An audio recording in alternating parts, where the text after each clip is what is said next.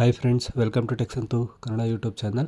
ಇವತ್ತಿನ ವಿಡಿಯೋದಲ್ಲಿ SSP scholarship first PUC ಮತ್ತು ಸೆಕೆಂಡ್ PUCಗೆ ಅರ್ಜಿ ಯಾವ ರೀತಿ ಸಲ್ಲಿಸೋದು ಅಂತ ಈ ವಿಡಿಯೋ ಮುಖಾಂತರ ತಿಳ್ಕೊಂಡು ಬನ್ನಿ.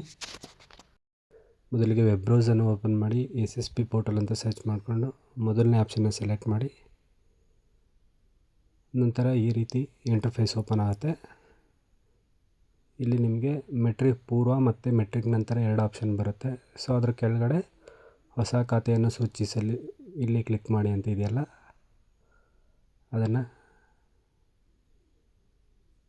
ಕ್ಲಿಕ್ ಮಾಡ್ಕೊಳ್ಳಿ.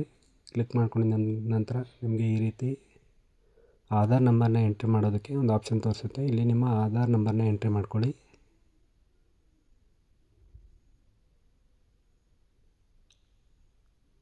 ಎಂಟ್ರಿ ಮಾಡ್ಕೊಂಡಿದ ನಂತರ ವ್ಯಾಲಿಡ್ ಡೇಟ್ ಕೊಟ್ಟ ನಂತರ ನಿಮಗೆ ಇಲ್ಲಿ ನಿಮ್ಮ ಆಧಾರ್ ಡೀಟೇಲ್ಸ್ನ ಎಂಟ್ರಿ ಮಾಡೋದಕ್ಕೆ ಆಪ್ಷನ್ ಬರುತ್ತೆ. ನಿಮ್ಮ ಆಧಾರ್ನಲ್ಲಿರುವ ಹೆಸರು ಮತ್ತು ಆಧಾರ್ ನಂಬರ್ನ ಎಂಟ್ರಿ ಮಾಡಿಕೊಂಡು ಸಬ್ಮಿಟ್ ಬಟನ್ನ ಕೊಡಿ. ಸೊ ಇದು ಹೊಸ ಅಕೌಂಟನ್ನು ಕ್ರಿಯೇಟ್ ಮಾಡೋದು ಯಾವ ರೀತಿ ಅನ್ನೋದಕ್ಕೆ, ನೀವು ಫಸ್ಟ್ ಟೈಮ್ ಯೂಸರ್ ಆಗಿದ್ದರೆ, ಸ್ಕಾಲರ್ಶಿಪ್ಗೆ ಫಸ್ಟ್ ಟೈಮ್ ಆಗ್ತಾಯಿದ್ರೆ ಈ ಥರ ಹೊಸ ಅಕೌಂಟನ್ನು ಕ್ರಿಯೇಟ್ ಮಾಡಬೇಕಾಗತ್ತೆ. ಸೊ ಹೋದ ವರ್ಷ ಹಾಕಿ ಇವಾಗ ರಿನ್ಯೂವಲ್ ಮಾಡ್ತಾಯಿದ್ರೆ ಅದು ಯಾವ ರೀತಿ ಅನ್ನೋದು ನಿಮಗೆ ಮುಂದೆ ವಿಡಿಯೋ ಹೋಗ್ತಾ ಹೇಳ್ತೀನಿ. ಸೊ ಇವಾಗ ಆಧಾರ್ ಹೆಸರು ಮತ್ತು ಆಧಾರ್ ನಂಬರ್ನ ಎಂಟ್ರಿ ಮಾಡಿ ಸಬ್ಮಿಟ್ ಬಟನ್ನ ಕೊಟ್ಟ ನಂತರ ನಿಮಗೆ ಈ ರೀತಿ ಓಪನ್ ಆಗುತ್ತೆ. ಸೊ ಇಲ್ಲಿ ಜೆಂಡರ್ನ ಸೆಲೆಕ್ಟ್ ಮಾಡಿಕೊಂಡು ನಿಮ್ಮ ಮೊಬೈಲ್ ನಂಬರ್ನ ಎಂಟ್ರಿ ಮಾಡಬೇಕಾಗತ್ತೆ. ಇಲ್ಲಿ ಮೊಬೈಲ್ ನಂಬರ್ ಯಾವುದು ಎಂಟ್ರಿ ಮಾಡಬೇಕಪ್ಪ ಅಂತಂದರೆ, ಇನ್ ಕೇಸ್ ಒಂದೇ ಫ್ಯಾಮಿಲಿಯಲ್ಲಿ ಇಬ್ಬರು ಮಕ್ಕಳಿದ್ರೆ ಇಬ್ರಿಗೂ ಒಂದೇ ಫೋನ್ ನಂಬರ್ನ ಕೊಡೋಕ್ಕೆ ಬರೋಲ್ಲ.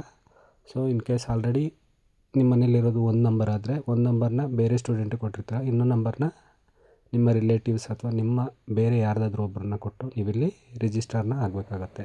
ಸೊ ಒಂದಾಗಿದ್ದರೆ ಏನು ತೊಂದರೆ ಇಲ್ಲ, ಆ ನಂಬರ್ನೇ ಎಂಟ್ರಿ ಮಾಡ್ಕೊಳ್ಳಿ.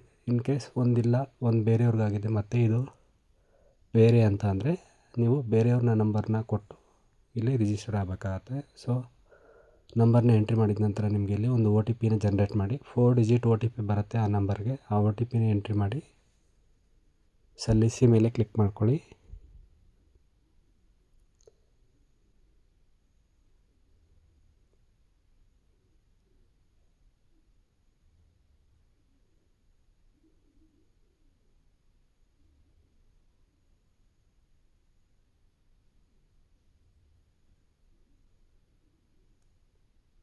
ಸೊ OTP ಎಂಟ್ರಿ ಮಾಡಿದ ನಂತರ ನಿಮಗೆ ಇದು ಒಂದು ಪಾಸ್ವರ್ಡನ್ನ ನೀವು ಸೆಟ್ ಮಾಡ್ಕೋಬೇಕಾಗತ್ತೆ. ಸೊ ನಾನು ಒಂದು ಪಾಸ್ವರ್ಡನ್ನ ಸೆಟ್ ಮಾಡ್ಕೋತೀನಿ. admin@321 admin@123 ಆ ಥರ ನನಗೆ ಕನ್ವೀನಿಯೆಂಟ್ ಯಾವ್ದು ಬರುತ್ತೆ ಅದನ್ನು ನಾನು ಎಂಟ್ರಿ ಮಾಡ್ಕೋತೀನಿ. ಪಾಸ್ವರ್ಡನ್ನ ಯಾವ ರೀತಿ ಸೆಟ್ ಮಾಡಬೇಕು ಅನ್ನೋದನ್ನು ಈ ಕಡೆ ನಿಮಗೆ ತೋರಿಸಿದ್ದಾರೆ ನೋಡಿ. ಒಂದು ಕ್ಯಾಪಿಟಲ್ ಲೆಟರು, ಒಂದು ಬಿಗ್ ಲೆಟರ್ ಇರಬೇಕು, ಇನ್ನು ಸ್ಮಾಲ್ ಲೆಟ್ರು ಮತ್ತು ಸ್ಪೆಷಲ್ ಕ್ಯಾರೆಕ್ಟ್ರು ಮತ್ತು ನಂಬರ್ ಟಿಕ್ಕು ಅಷ್ಟನ್ನು ಪಾಸ್ವರ್ಡಲ್ಲಿ ಇನ್ಕ್ಲೂಡ್ ಆಗಿರಬೇಕು. ಸೊ ಪಾಸ್ವರ್ಡ್ ನ್ಯೂ ಪಾಸ್ವರ್ಡ್ ಮತ್ತು ಕನ್ಫರ್ಮ್ ಪಾಸ್ವರ್ಡ್ ಅನ್ನೋದನ್ನು 2 ಸಲ ಟೈಪ್ ಮಾಡಬೇಕಾಗತ್ತೆ. ನೀವು ಏನು ಪಾಸ್ವರ್ಡನ್ನ ಸೆಟ್ ಮಾಡ್ತೀರಾ ಆ ಪಾಸ್ವರ್ಡನ್ನ ನೀವಿಲ್ಲಿ 2 ಸಲ ಟೈಪ್ ಮಾಡಿ ಸಲ್ಲಿಸಿ ಮೇಲೆ ಕ್ಲಿಕ್ ಮಾಡಿದ್ರೆ ನಿಮ್ಮ SSP ಅಕೌಂಟು ಕ್ರಿಯೇಟ್ ಆಗುತ್ತೆ. ಸೊ ಕ್ರಿಯೇಟ್ ಆದಂಥ user ID means SSP ID ನಿಮ್ಮ ರಿಜಿಸ್ಟರ್ಡ್ ಮೊಬೈಲ್, ಇವಾಗ ನೀವು ಒಂದು ಫೋನ್ ನಂಬರ್ ಏನು ಕೊಟ್ಟಿದ್ರಿ ಆ ಫೋನ್ ನಂಬರ್ಗೆ SSP ID ಮೆಸೇಜ್ ಹೋಗುತ್ತೆ. ಸೊ ಇನ್ ಕೇಸ್ ನಿಮಗೆ ಮೆಸೇಜ್ ಬಂದಿಲ್ಲ ಅಥವಾ ಮೆಸೇಜ್ ಡಿಲೀಟ್ ಆಯಿತು ಅಂತಂದರೆ SSP IDನ ಯಾವ ರೀತಿ ತೊಗೋಬೋದು ಅನ್ನೋದನ್ನು ಇದು ಕಂಪ್ಲೀಟ್ ಆದಮೇಲೆ ನಿಮ್ಗೆ ಹೇಳ್ಕೊಡ್ತೀನಿ. ಈ ಅಕೌಂಟ್ ಕ್ರಿಯೇಷನ್ ಕಂಪ್ಲೀಟ್ ಆದಮೇಲೆ ಹೊಸ ನಂಬರ್ನ ಅಥವಾ ಈಗ SSP ID ಯಾವ್ದು ಕ್ರಿಯೇಟ್ ಆಗಿದೆ ಆ ನಂಬರ್ನ ನಾನು ನಿಮಗೆ ಹೇಗೆ ತೆಗೆಯೋದು ಅಂತ ತಿಳಿಸ್ಕೊಡ್ತೀನಿ. ಸೊ ಇವಾಗ ನಾನು ಪಾಸ್ವರ್ಡನ್ನ ಸೆಟ್ ಮಾಡಿಕೊಂಡು SSP ಅಕೌಂಟ್ನ ಫಸ್ಟ್ ಟೈಮ್ ರಿಜಿಸ್ಟರ್ ಆಗ್ತಾಯಿದ್ದೀನಿ. ಸೊ ಹೊಸ ಪಾಸ್ವರ್ಡನ್ನ ಎಂಟ್ರಿ ಮಾಡಿದ್ಮೇಲೆ ಸಲ್ಲಿಸು ಅಂತ ಕೊಟ್ಟ ನಂತರ ನಿಮಗೆ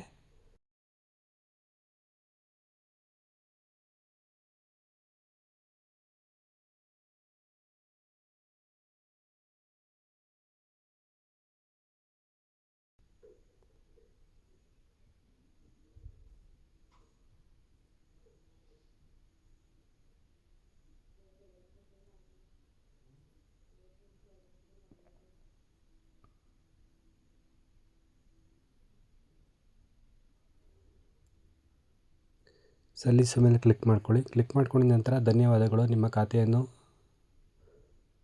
ಯಶಸ್ವಿಯಾಗಿ ಸೃಜಿಸಲಾಗಿದೆ ಅಂತ ಬರುತ್ತೆ. ಸೊ ಅದಾದಮೇಲೆ ಮತ್ತೆ ಮೇನ್ ಪೇಜಿಗೆ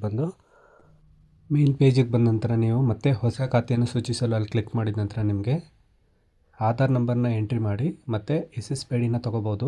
ಇನ್ ಕೇಸ್ ರಿನ್ಯೂವಲ್ ಆಗಿದ್ರೂ ನೀವು NSPIDನ ಯಾವ ರೀತಿ ತೊಗೋಬೋದು ಅನ್ನೋದನ್ನು ಇಲ್ಲಿ ನೋಡ್ತಾ ಇದ್ದೀರಾ. ಸೊ SSPID ಮತ್ತು ಲಾಸ್ಟ್ 4 ಡಿಜಿಟ್ ಏನಿರುತ್ತೆ ಅದನ್ನು, ಫೋನ್ ನಂಬರ್ ಲಾಸ್ಟ್ 4 ಡಿಜಿಟ್ ಇರುತ್ತಲ್ಲ ಆ ಫೋನ್ ನಂಬರ್ ನಿಮ್ಮ ಹತ್ರ ಇರಬೇಕಾಗುತ್ತೆ. So in case last year ಆಗಿ ನಿಮಗೆ ಪಾಸ್ವರ್ಡ್ ಗೊತ್ತಿಲ್ಲ ಅಂತ ಅಂದರೆ, ಅಥವಾ SSPIDನೂ ಪಾಸ್ವರ್ಡ್ ಎರಡೂ ಗೊತ್ತಿಲ್ಲ ಅಂತ ಅಂದಾಗ ನೀವು SSPIDನ ಆಧಾರ್ ಎಂಟ್ರಿ ಮಾಡೋದ್ರ ಮುಖಾಂತರ ತೊಗೊಂಡು ನಂತರ ರಿಜಿಸ್ಟರ್ಡ್ ಮೊಬೈಲ್ ನಂಬರ್ಗೆ ಈ ರೀತಿ ಪಾಸ್ವರ್ಡ್ನ ಸೆಟ್ ಮಾಡ್ಕೋಬೇಕಾಗತ್ತೆ. ಸೊ ನಾನಿವಾಗ ಮಾಡ್ತಾಯಿದ್ದೀನಲ್ಲ ಆ ರೀತಿ. ಸೊ ನಿಮ್ಮ ಅಲ್ಲಿ 4 ಡಿಜಿಟ್ ಏನು ತೋರಿಸುತ್ತೆ ಫೋನ್ ನಂಬರು, ಆ ಫೋನ್ ನಂಬರ್ ಇರಬೇಕಾಗತ್ತೆ.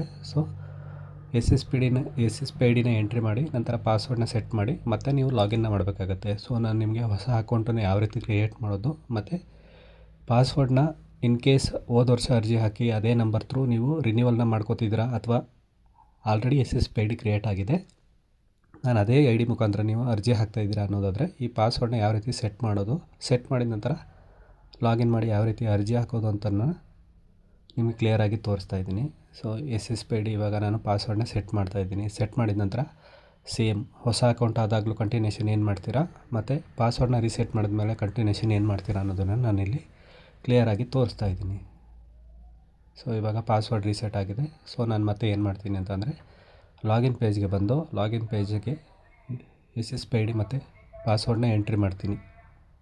ಸೊ ನೀವೇನು ಈಗ ಸೆಟ್ ಮಾಡಿದ್ರಿ ಪಾಸ್ವರ್ಡು ಅದನ್ನಾರೇ ಎಂಟ್ರಿ ಮಾಡ್ಬೋದು, ಅಥವಾ ರಿಜಿಸ್ಟ್ರೇಷನ್ ಸಕ್ಸಸ್ಫುಲಿ ಅಂತ ಬರ್ತಲ್ಲ, ಹೊಸ ಖಾತೆಯನ್ನು ಸೂಚಿಸಲಾಗಿದೆ ಅಂತ ಬಂದಾಗ ಪಾಸ್ವರ್ಡು ಅದನ್ನಾದರೂ ಸೆಟ್ ಮಾಡ್ಬೋದು. ನಿಮಗೆ ಕ್ಲಾರಿಟಿ ಇರಲಿ ಅನ್ನೋ ಉದ್ದೇಶಕ್ಕೆ ನಾನು ಒಂದು ಹೊಸ ಅಕೌಂಟನ್ನ ಕ್ರಿಯೇಟ್ ಮಾಡಿ ಮತ್ತು ಇನ್ನೊಂದು ಹಳೆಯ ಇರೋದನ್ನೇ ಅಕೌಂಟನ್ನು ಕ್ರಿಯೇಟ್ ಮಾಡಿ ಪಾಸ್ವರ್ಡ್ನ ಸೆಟ್ ಮಾಡಿ ನಿಮಗೆ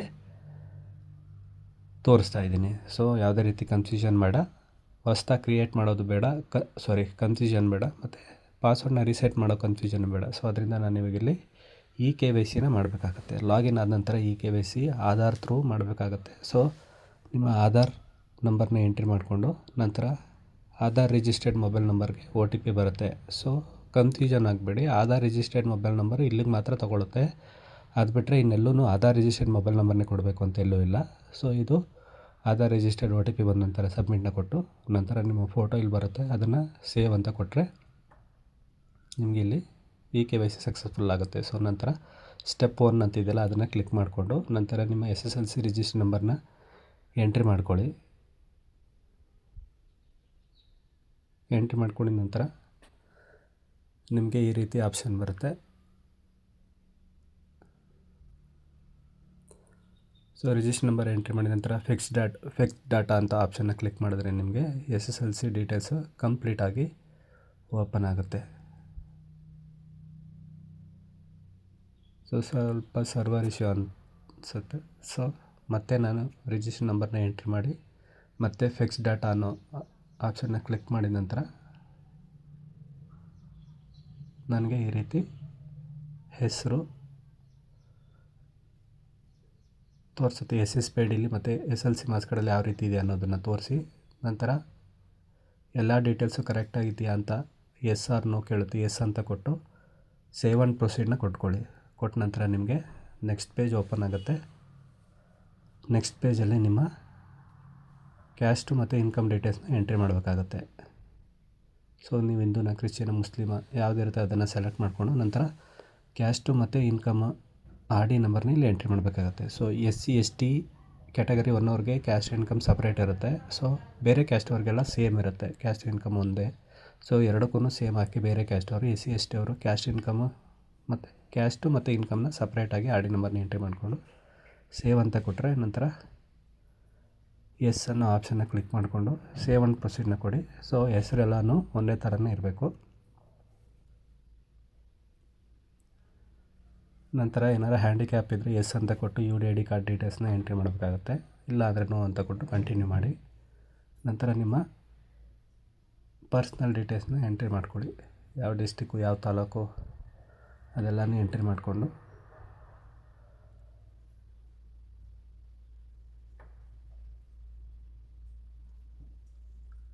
ಆರ್ ಯು ಡೊಮೆಸಿಲಿ ಆಫ್ ಕರ್ನಾಟಕ ಅಂತಿದೆಯಲ್ಲ ಅದನ್ನು ಎಸ್ ಅಂತ ಕೊಟ್ಕೊಳ್ಳಿ. ನಂತರ ಆ ಡಿಸ್ಪ್ಲೇ ಡೀಟೇಲ್ಸ್ ಕರೆಕ್ಟ್ ಅಂತ ಇದೆಯಲ್ಲ ಅಲ್ಲಿ ಎಸ್ ಕೊಟ್ಕೊಂಡು ನಿಮ್ಮ ಪೂರ್ತಿ ಅಡ್ರೆಸ್ಸನ್ನು ಪರ್ಮನೆಂಟ್ ಅಡ್ರೆಸ್ ಕಾಲಮಲ್ಲಿ ಪೂರ್ತಿ ಎಂಟ್ರಿ ಮಾಡಿಕೊಂಡು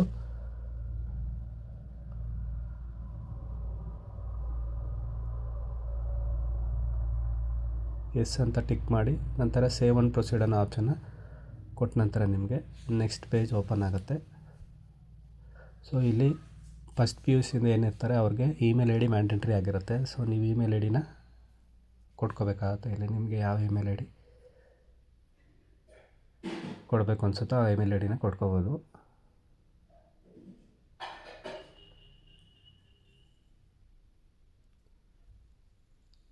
ಸೊ ಕೊಟ್ಟ ನಂತರ ಸೇವ್ ಆ್ಯಂಡ್ ಪ್ರೊಸೀಡ್ನ ಕೊಟ್ಟು ನೆಕ್ಸ್ಟ್ ನಿಮಗೆ ಈ ರೀತಿ ಆಪ್ಷನ್ ಆಗುತ್ತೆ.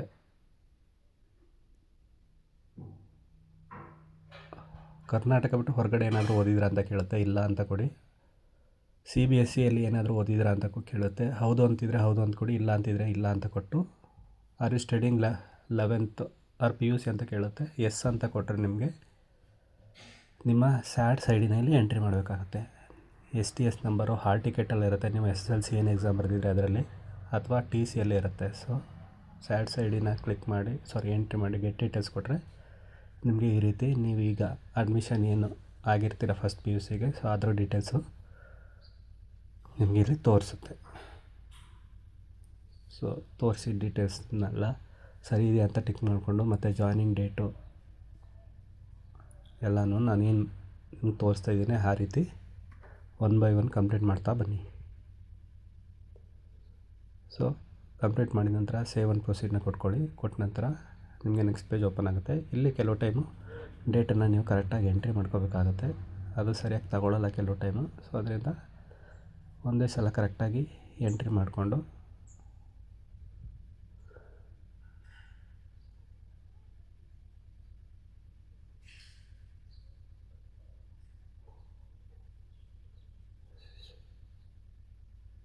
Have you completed previous year PG ಅಥವಾ ಡಿಗ್ರಿನ ಕಂಪ್ಲೀಟ್ ಮಾಡಿದ್ದೀರಾ ಅಂತ ಕೇಳುತ್ತೆ. ನೋ ಅಂತ ಕೊಟ್ಟ ನಂತರ ನಿಮಗೆ ಇಲ್ಲಿ ಈ ರೀತಿ ಆಪ್ಷನ್ ಓಪನ್ ಆಗುತ್ತೆ. SLC CBSE ಯಾವುದು ಅಂತ ಇರುತ್ತೆ. ನೀವು SSLC ಅಂತ ಕ್ಲಿಕ್ ಮಾಡಿಕೊಂಡು ಸೇವ್ ಕೊಟ್ಟು ಸೊ ನಿಮ್ಮ ಹೆಸರುಗಳನ್ನ ಒಂದು ಸಲ ಕನ್ಫರ್ಮ್ ಮಾಡ್ಕೊಳ್ಳಿ. ಕನ್ಫರ್ಮ್ ಮಾಡ್ಕೊಂಡಿದ ನಂತರ ಸೇವ್ ಆ್ಯಂಡ್ ಪ್ರೊಸೀಡ್ನ ಕೊಟ್ಟು ನಂತರ ನಿಮಗೆ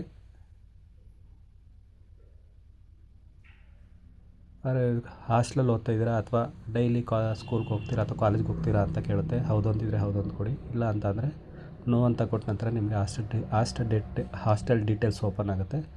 ಸೊ ಅದನ್ನೇ ಸೇವ್ ಮಾಡಿ ನಂತರ ನಿಮ್ಮ NSP OTR ಅನ್ನೋ ಆಪ್ಷನ್ನ ಕೇಳುತ್ತೆ. ಅದನ್ನು ಯಾವ ರೀತಿ ಕ್ರಿಯೇಟ್ ಮಾಡೋದು ಅಂತ ತೋರಿಸ್ತೀನಿ ನೋಡಿ. NSP OTR ಅನ್ನೋದನ್ನು ಮೊಬೈಲ್ ಮುಖಾಂತರ ಯಾವ ರೀತಿ ಕ್ರಿಯೇಟ್ ಮಾಡ್ಬೋದು NSP OTRನ ಅನ್ನೋದನ್ನು ಈ ವಿಡಿಯೋದ ಮುಖಾಂತರ ತಿಳಿಸ್ಕೊಡ್ತೀನಿ ಬನ್ನಿ. ಮೊದಲಿಗೆ ನಿಮ್ಮ ಮೊಬೈಲ್ನ ಪ್ಲೇಸ್ಟೋರ್ ಓಪನ್ ಮಾಡಿ 2 ಅಪ್ಲಿಕೇಶನ್ನ ನೀವು ಇನ್ಸ್ಟಾಲ್ ಮಾಡ್ಕೋಬೇಕಾಗತ್ತೆ. ಒಂದು ಬಂದು NSP OTR ಅಂತ ಹೇಳಿ, ಮತ್ತು ಇನ್ನೊಂದು ಆಧಾರ್ ಫೇಸ್ RD ಅಂತ ಆಪ್ಷನ್ ಇರುತ್ತೆ. ಸೊ 2 ಅಪ್ಲಿಕೇಶನ್ನೇ ನೀವು ನಿಮ್ಮ ಮೊಬೈಲ್ನಲ್ಲಿ ಇನ್ಸ್ಟಾಲ್ ಮಾಡಬೇಕಾಗತ್ತೆ. ಸೊ ನೀವು ನೋಡ್ತಾ ಇರ್ಬೋದು NSP OTR ಅನ್ನೋದು ಮೊದಲನೇ ಅಪ್ಲಿಕೇಶನ್ ಆಗಿರುತ್ತೆ. ಸೊ ಎರಡನೇ ಅಪ್ಲಿಕೇಶನ್ ಬಂದು ತೋರಿಸ್ತೀನಿ ನೋಡಿ.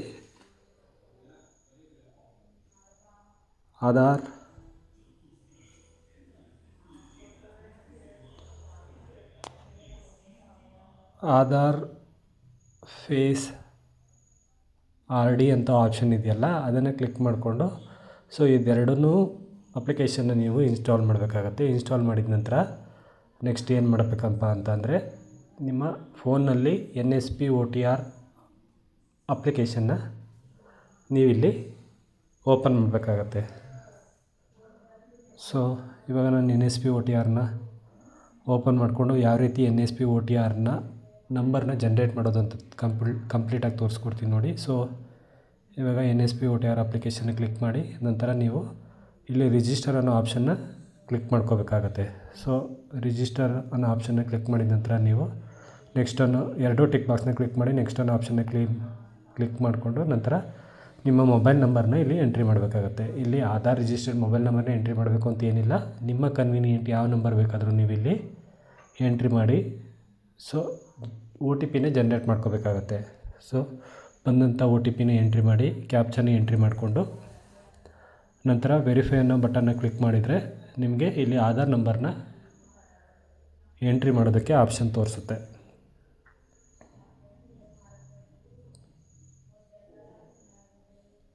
ಸೊ ಐ ಅಗ್ರಿ ಮೇಲೆ ಕ್ಲಿಕ್ ಮಾಡಿದ ನಂತರ ಆಧಾರ್ ನಂಬರ್ನ ಎಂಟ್ರಿ ಮಾಡಿ ಅಗ್ರಿ ಮೇಲೆ ಕ್ಲಿಕ್ ಮಾಡಿದ ನಂತರ ನಿಮಗೆ ಆಧಾರ್ ಫೇಸ್ RD ಅಂತ ಏನಿತ್ತು ಅದು ಇಲ್ಲಿ ಜನ್ರೇಟ್ಗೆ ಸ್ವಲ್ಪ ಟೈಮ್ ತಗೊಳುತ್ತೆ.